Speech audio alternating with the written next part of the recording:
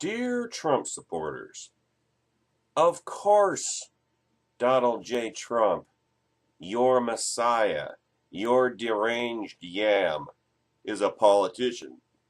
He always was a politician. He always will be a politician. And guess what else, Trumplicans? He will always disappoint you.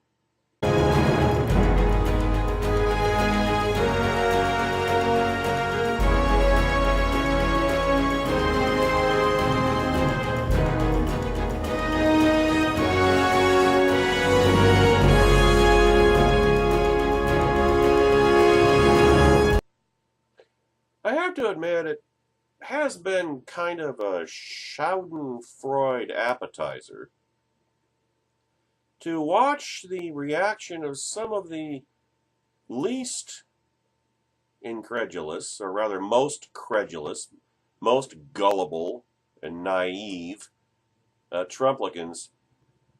Just, how do I describe it? Not blow a gasket, more like events shocked reactions at how quickly Trump has been hurling his campaign promises overboard. Not that it will affect their support. They'll adapt, you know.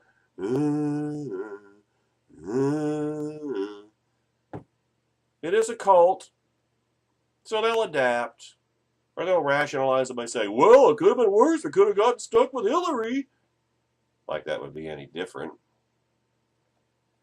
But it is fun to watch. And as Jay Caruso pointed out, this would have been last Tuesday now. You know, what does this indicate? This indicates, it's right in the title of the video. Donald Trump is a politician. He always was a politician. He always will be a politician. And he is a liar. And he always was a liar. He is a liar. He always will be a liar. He lied throughout the campaign, up one side, down the other, 6 ways from Sunday. Stick in whatever other metaphor you want to use for deception.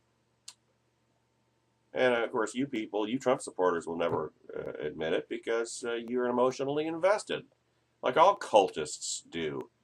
So you'll defend, you will rationalize anything he does, no matter how treacherous, no matter how perfidious. He will betray you and betray you and betray you, and you will never fall out of love with him. It'll be like the worst Stockholm syndrome, battered wife syndrome. It'll be beyond anything you people have ever seen, because you will be the ones at the middle of it. You will be at the heart of it. When it happens to you, you'll know it's true, but you'll never admit it, no matter what you do. Now, all during the Republican primaries, Jay Caruso begins at Red State.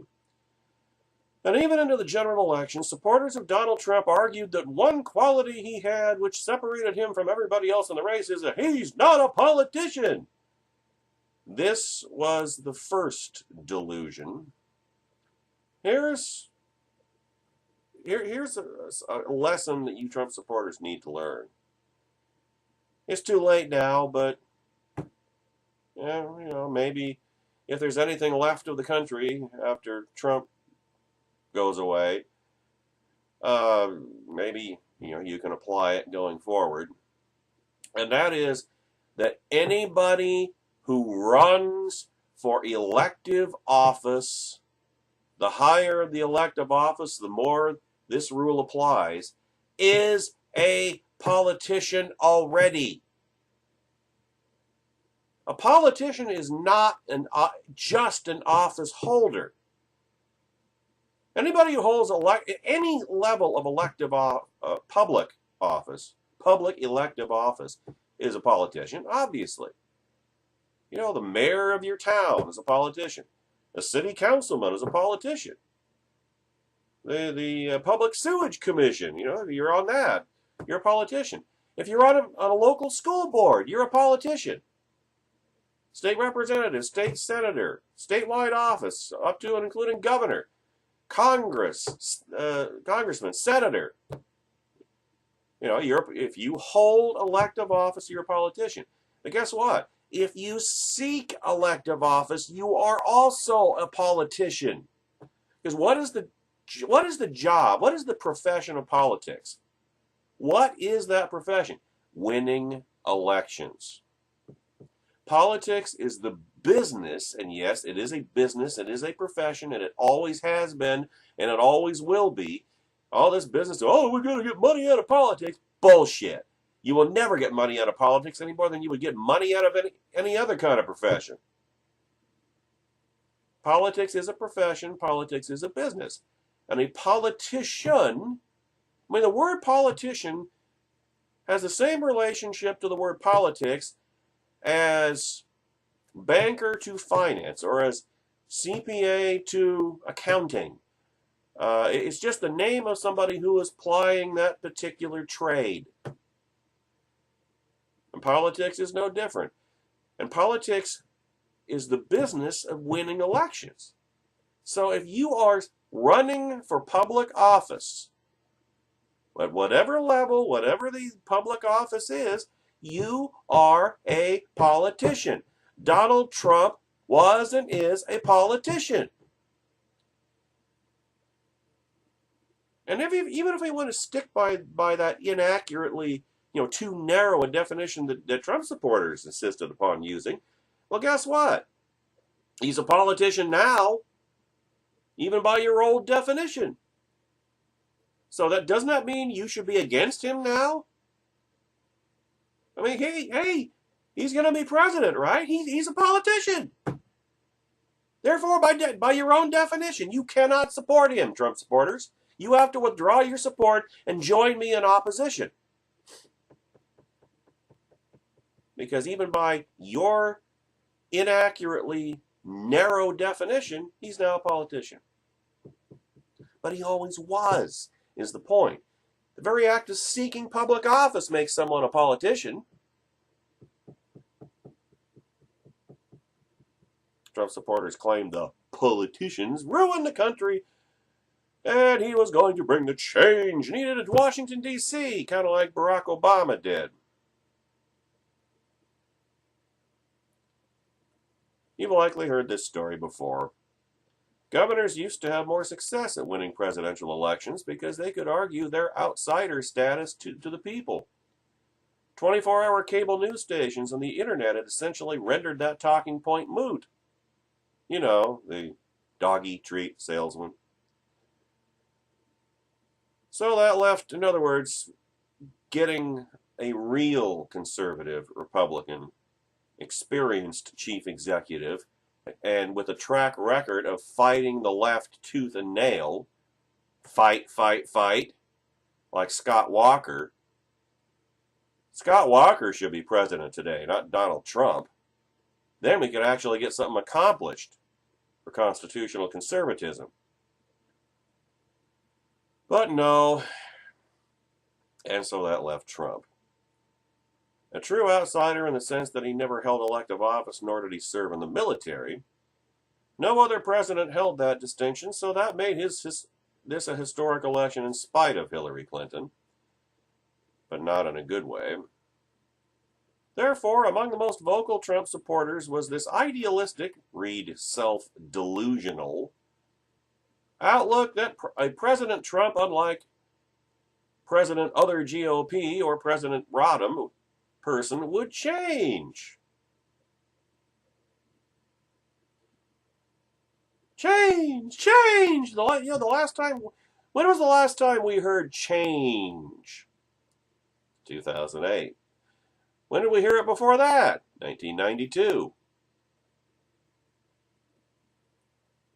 Clinton, Obama, Trump. The left-wing trifecta, ladies and gentlemen. Or 3 strikes and you're out. So Trump won the election. And that will change nothing. But the only change that has happened is that Trump himself has taken off the mask that he was wearing throughout the campaign. Now, admittedly, if anybody had any degree of objectivity and was paying attention, it really wasn't much of a mask. For his cultists, who had glued the scales onto their own eyes, well, for some of them, the most gullible of them, it was and has been quite a bit jarring, you might say. Now remember, during Trump's run, a favorite chant at his rallies was, and I pointed this out earlier, lock her up. It's a chant meant for Hillary Clinton, or it was. In the second debate, Donald Trump said Hillary Clinton would be in jail if Trump became president. He didn't just accuse Mrs. Clinton of being corrupt, he accused her of being a criminal. And at the time, I said, well, should Hillary Clinton be criminally prosecuted? Absolutely. Should she be indicted? Absolutely. But you can't just throw her in jail. I mean, the Constitution, the Bill of Rights, does entitle her to a fair trial. But what did I also say at the time? Donald Trump's not going to criminally prosecute Hillary Clinton. Hillary Clinton is one of his closest friends. The 2016 campaign, beginning to end, was the biggest phony baloney, plastic banana, good time rock and roll kabuki dance I think we may have ever seen in American politics. Donald Trump and Hillary Clinton weren't enemies. They didn't hate each other. They're good, close personal friends. They were putting on an act. Whoever won was going to be of the left, so the left could not possibly lose this election. Oh, and I tell you what, there are a lot of gullible, credulous people on the left as well, and they're the ones that have been out protesting and rioting and now mounting this national recount foolishness. You know, they're the people that don't have the brains, I guess, just like on the Trump-looking side, don't have the brains to understand the big picture, the long game, if you will. That this is all, the fix is in. Now, for the first time in my lifetime, there really isn't a dime's worth of difference between the two parties. Now you really accurately say Demoplican Republicrat. It's all the same now. Both parties are of the left. Marxian socialist, National Socialist. Common thread being socialism. Conservatism is out. Constitutionalism is out. Limited government, individual liberty, out. Rouse. We are so far out in the wilderness, we don't even know the way back. Well, we know the way back, but nobody wants to take it. Rather than, to borrow the metaphor of my former colleague Douglas Vernon Gibbs, rather than turning the boat around and trying to move in the opposite direction from the approaching waterfalls, we stuck an outboard motor on the back, remained pointing in the direction of the falls, and turned it on full blast. Damn the torpedoes! Full speed ahead! And, well, you know where that's going to get us. Come on! Nice and easy! Don't look down! That's it! You're doing fine!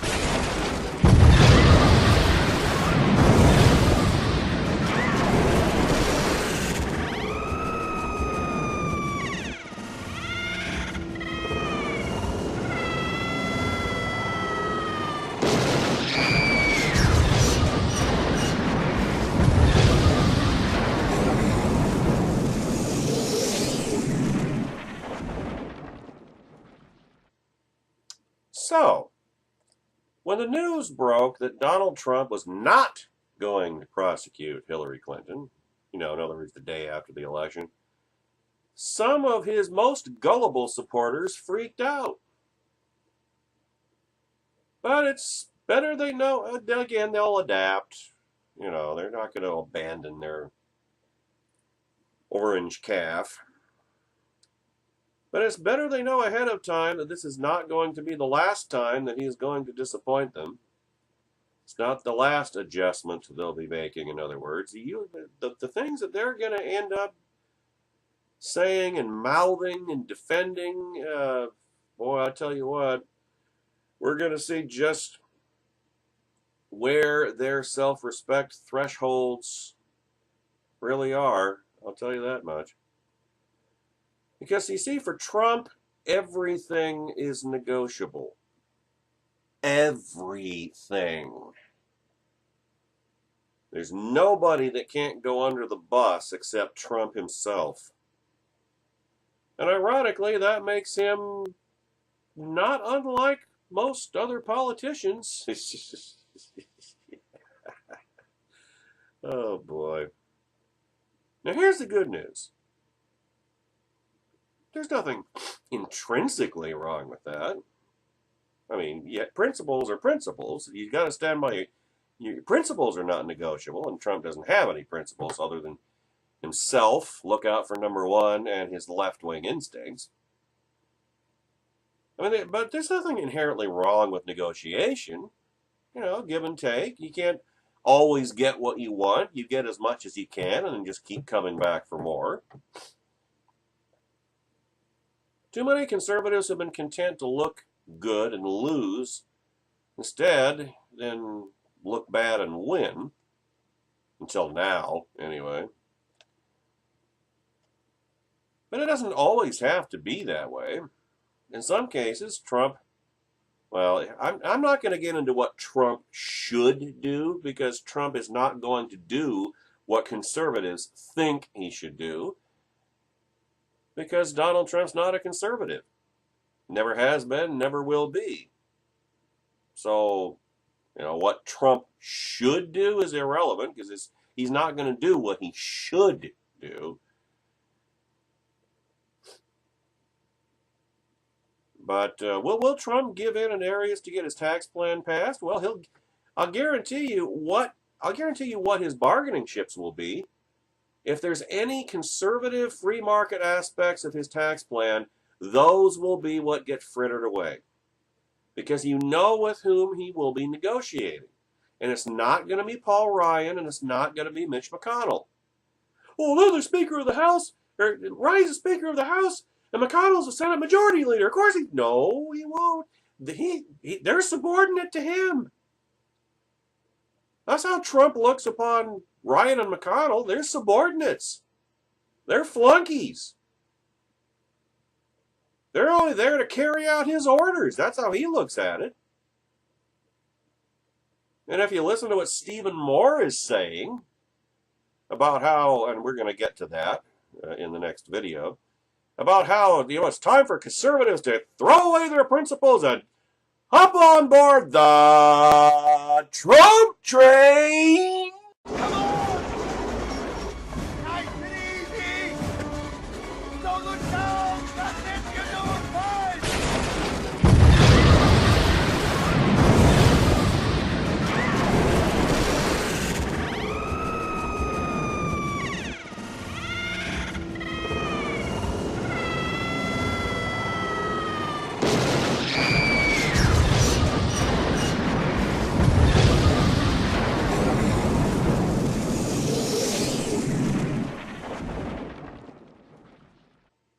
I know, twice in the same video is abusing the privilege, but it's been a week, so I want to get reacquainted with my favorite video pastimes, if you will. But that's what Trump's going to do for, like, is using his tax plan as an example. The conservative free market aspects are what will be the bargaining chips, because he's not going to be negotiating with Ryan and McConnell. He's going to be negotiating with Nancy Pelosi and Chuck Schumer. Chuck Schumer in particular, because he will be the gatekeeper because you know that Mitch McConnell is not going to get rid of the filibuster. That's not what Republicans do. Republicans don't go for the jugular like Democrats do. And so Chuck Schumer is going to be the gatekeeper. He's going to be the key. He's going to control what gets out of the Senate. He's not going to control what gets, he will be the Senate Minority Leader. So Schumer won't control what the Senate, what bills get brought to a vote and so forth, but he damn well is going to control what bills get out of the Senate.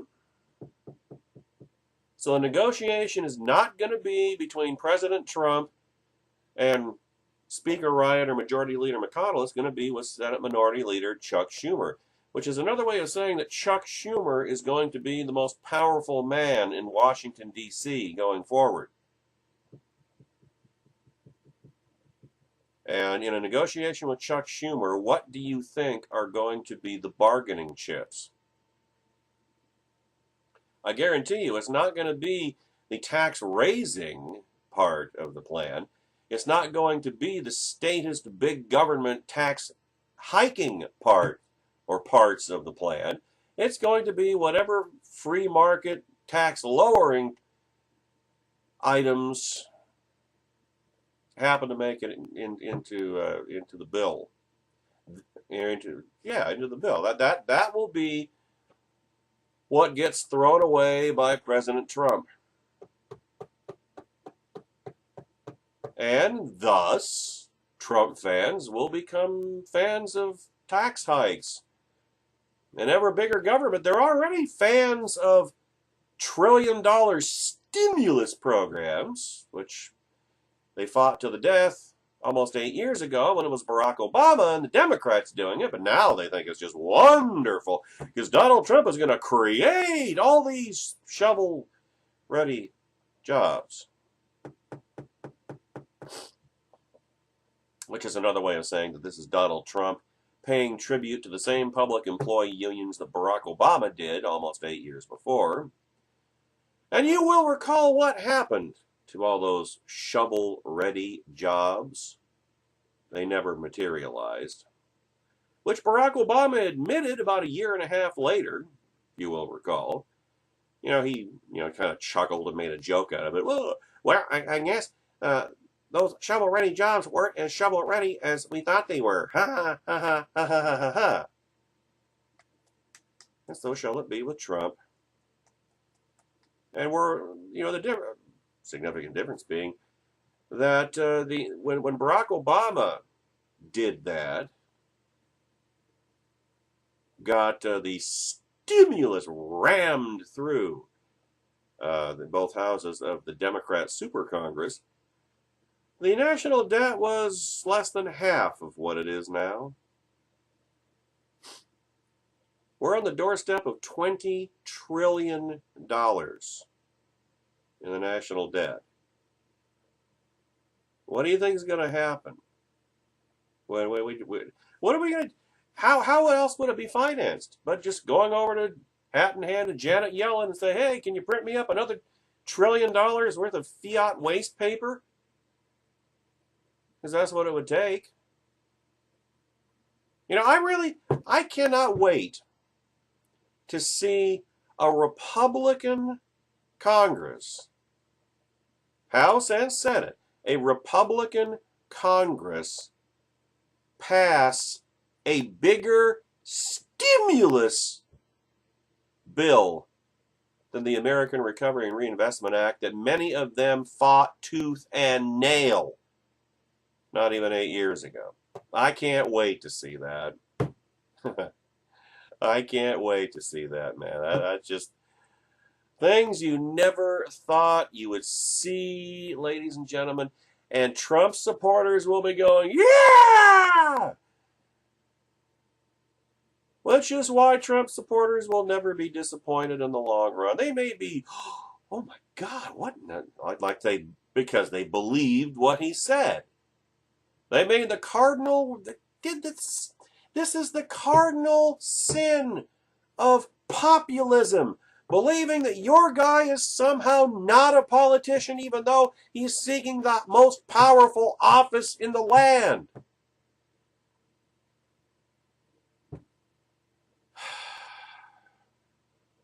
Vector Sigma, man. You know, yeah, you know who the true populist is? People like me. Because we realize they are all politicians. And when you really get right down to it, the word politician is not a dirty word. Every politician is not bad. Men and women are bad individually. They each have their own particular character, and it's either good character or better or more good than bad or more bad than good or just total bottom-feeding assholery. Like the Clintons and the Obamas and Obamunists and Trumplicans and Donald J. Trump. And that's why Caleb Hill, the next day, on this past Wednesday, added a thing that you always have to do. Because, see, not all politicians are liars, but all liars are politicians. And Donald Trump is not just a politician, he is also a liar. He has been both from day one. He always has been, is, and always will be.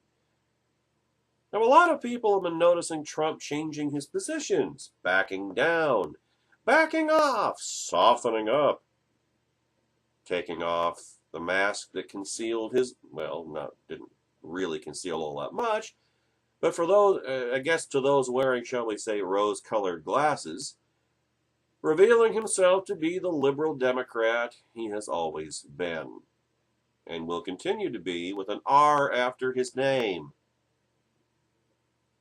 Basically, not doing the things that he ran on doing. The biggest recently is his total pass, sort of like a pardon, on prosecuting Mrs. Clinton, despite absolutely vowing a special prosecutor in the third debate. For some reason, he's being given a pretty big pass on that by those who opposed him vehemently during the election. Oh, and I still vehemently oppose him. I haven't given him a pass on it. I've been too busy laughing my ass off and saying, "I told you so." And it's not just me. A lot of us told you so. Because we told you this was going to happen. We told you that Hillary Clinton and Donald Trump were close friends, that they were allies. And one way or the other, one was going to get the other elected. It was supposed to be Trump getting Hillary elected, but she turned out to be such a god-awful candidate that even Trump couldn't drag her fat ass across the finish line in first place. But I'm not so inclined to just let him off the hook because that's politics. Because you know what? Mrs. Clinton should be criminally prosecuted. But, I guess it may look like giving her a pass. I've never given her a pass. It's been so ingrained over a quarter of a century that the Clintons always get away with it. Catch me if you can, but you can't catch me. I'm the gingerbread man. That the notion that Mrs. Clinton never actually might be criminally prosecuted has just been, an unattainable fantasy. It's like, I would love to visit Mars. I'm not going to be able to do that. Even if getting to Mars, manned missions, a colony, even if that becomes a reality, I'll never be able to do that. I'll never be able to afford it. It's like that. I would love to be able to beam up to a starship and explore the stars. That's never going to happen. And I don't tend to waste time on fantastical dreams that are never going to happen. It's a waste of time. It's a waste of effort. It's a waste of skull sweat. far better morale-wise to live in reality, no matter how bleak that reality becomes. So, but Mrs. Clinton should absolutely be criminally prosecuted. It's just anybody who was paying attention and who was willing to be objective knew that Donald Trump was never going to do it, no matter what he said. That's why I say this whole lock her up, that was always a canary in the coal mine of the Trump candidacy and what a Trump presidency would actually be like. I mean, was there a more core promise than that? Lock her up, throw the book at her, criminally prosecute her. I mean, that was the whole thing. That was what brought her down, was the email gate floated to the top of the proverbial tank with 10 days to go until Election Day. That's what did Mrs. Clinton in. But anybody who was paying attention knew that Trump was never going to prosecute Hillary. It was just a campaign tool, more rope for his gullible cultists. And like I say, the very day after the election, I'm not going to prosecute her. She's a good person. They're good people. They just need time to heal.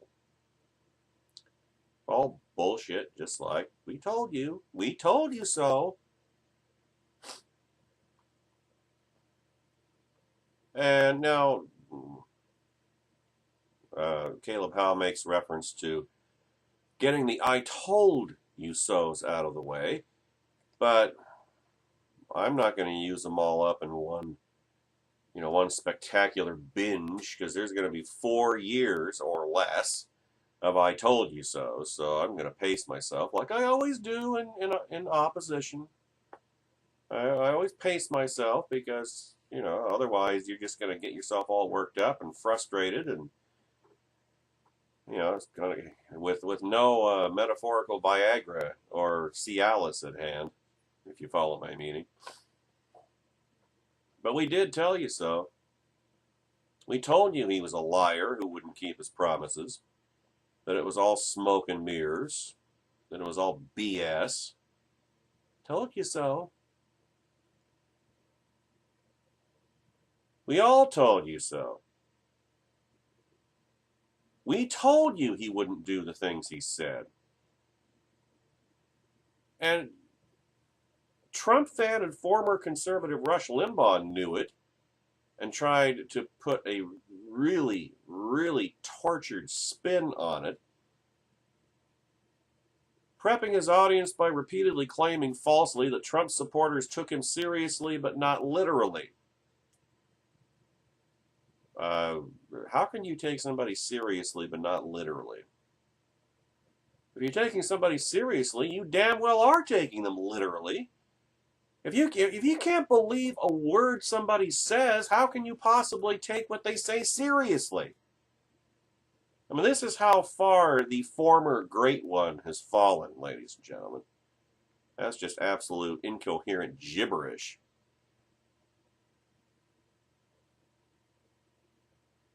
And it was never true.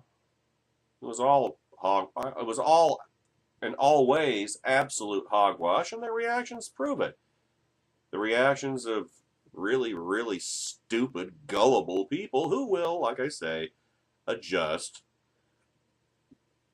But still, Limbaugh told Trumplicans he wouldn't keep his word in a roundabout way.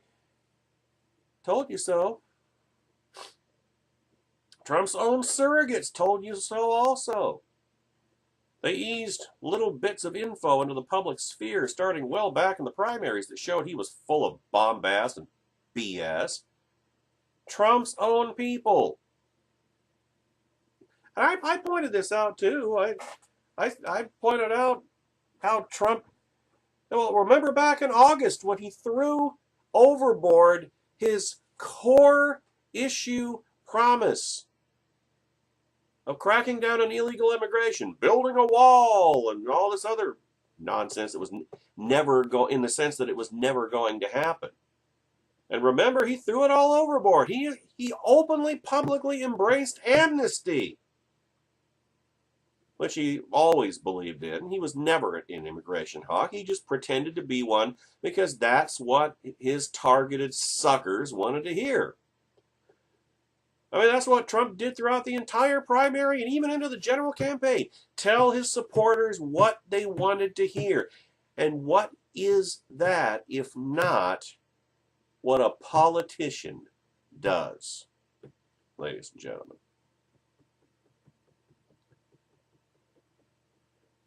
Threw his core issue overboard, illegal immigration, embraced amnesty. Remember, we are all cucks now.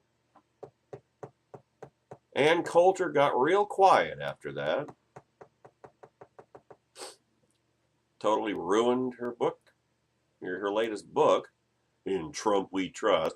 On the very week that book was coming out, In Trump We Trust, Trump screwed Ann Coulter like the $3 whore she is.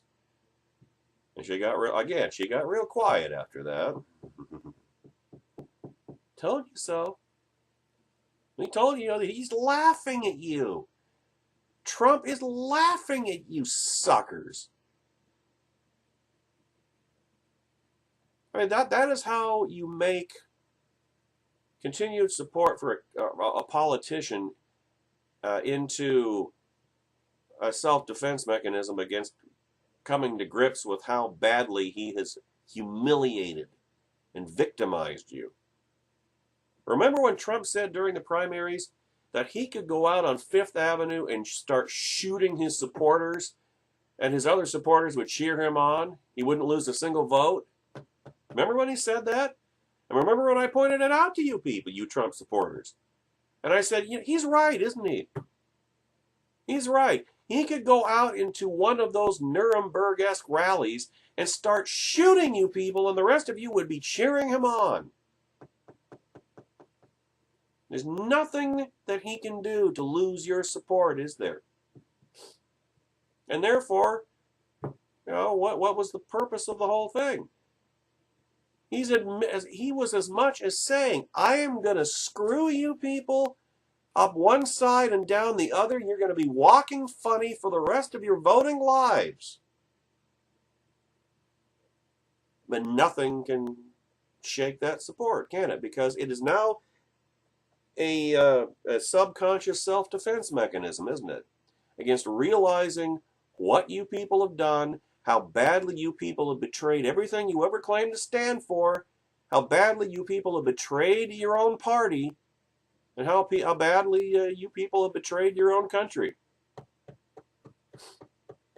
Rather than having to come face to face with that and be contrite and humble,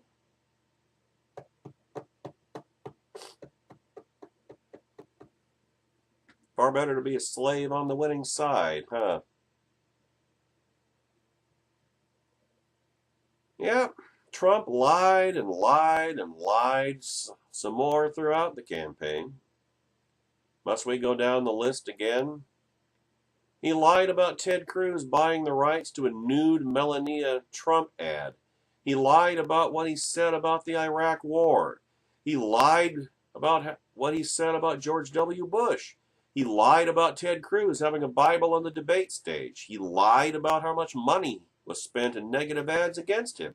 He lied about charitable giving. He lied about the Trump Foundation. He lied about prosecuting Hillary Clinton and putting her in jail.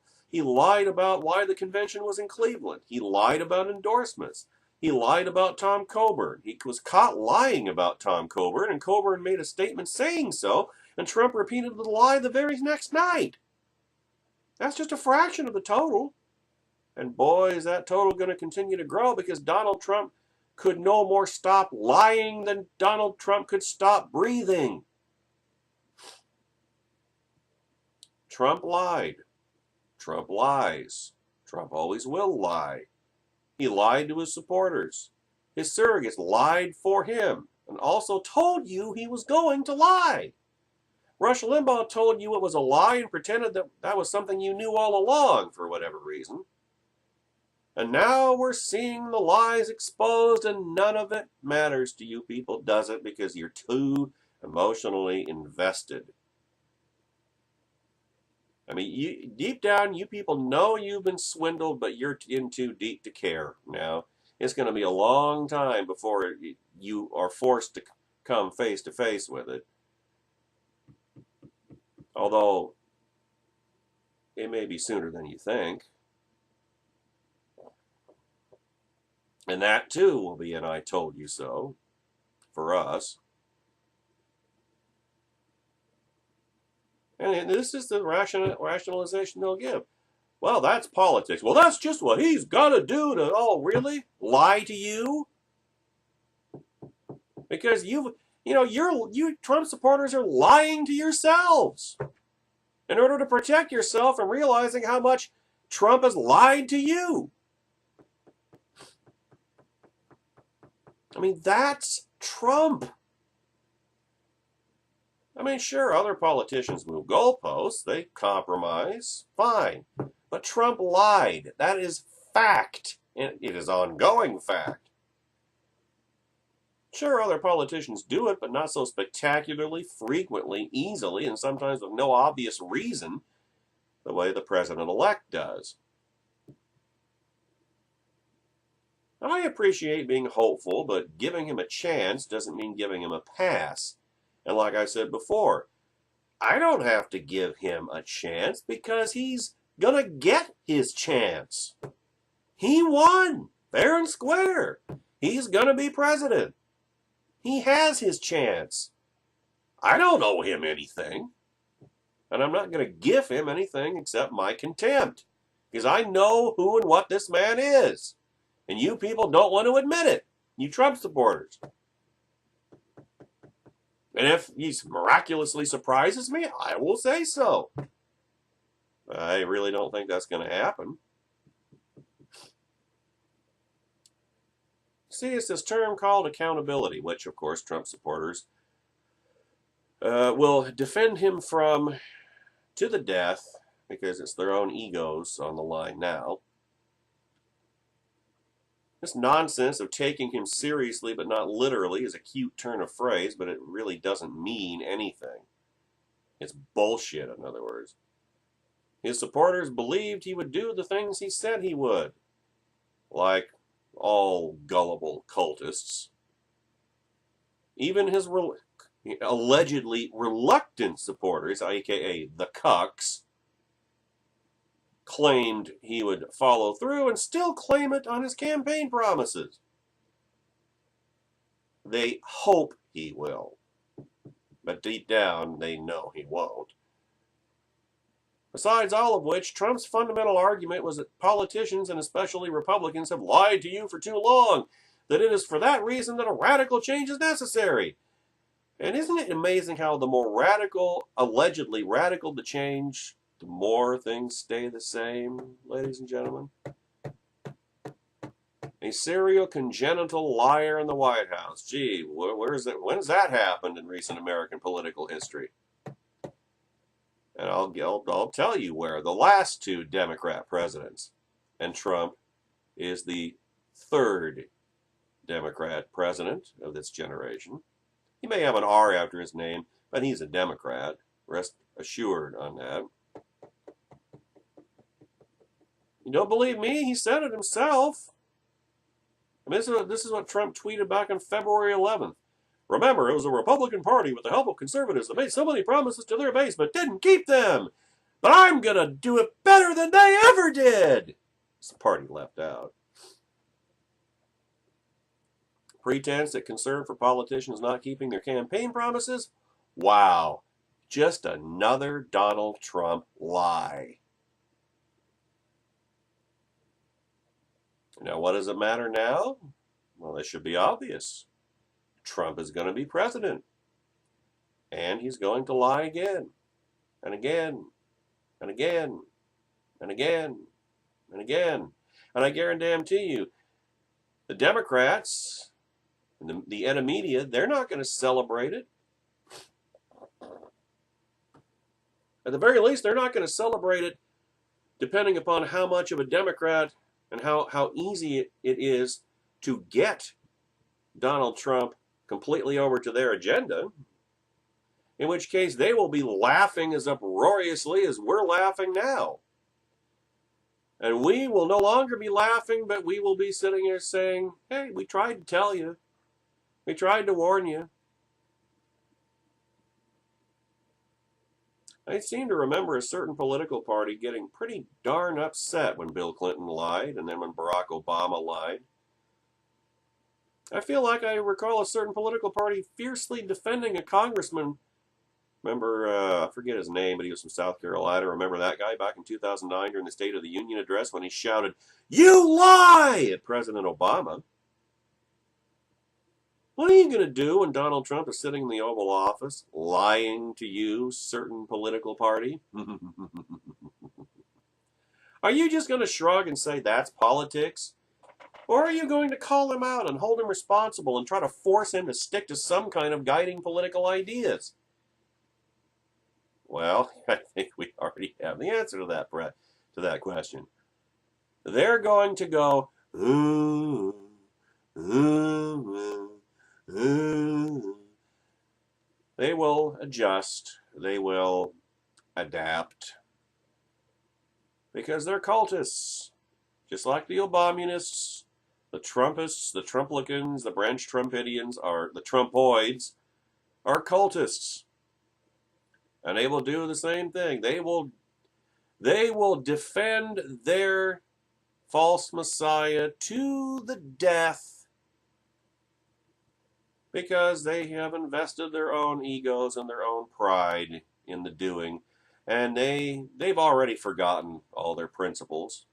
They're the only remaining echo in their minds of the principles that they once claimed to hold is the delusion that somehow Trump will keep all his promises, which he's already not doing. And, when you arrive at that point where you have been betrayed, you have been screwed, you have been fooled, and you know it, and you realize it, you face a choice. Do you admit it, which is the hard thing to do, and admit, okay, we blew it, we were wrong, you were right, and come home? Not that you're necessarily going to be let back in. Or do you just dig down deeper? Dig in your heels. Bury yourself even further in the sand. And try to protect what remains of your pride and self-respect. Those things you no longer have. Kind of like how amputees complain about phantom pain in the limb they no longer have. Well, that's Trump supporters and their principles. Will they ever come to the point of being so sufficiently broken that they're willing to repent of their sins and seek our forgiveness? Well, one can only hope. But I'm not counting on it.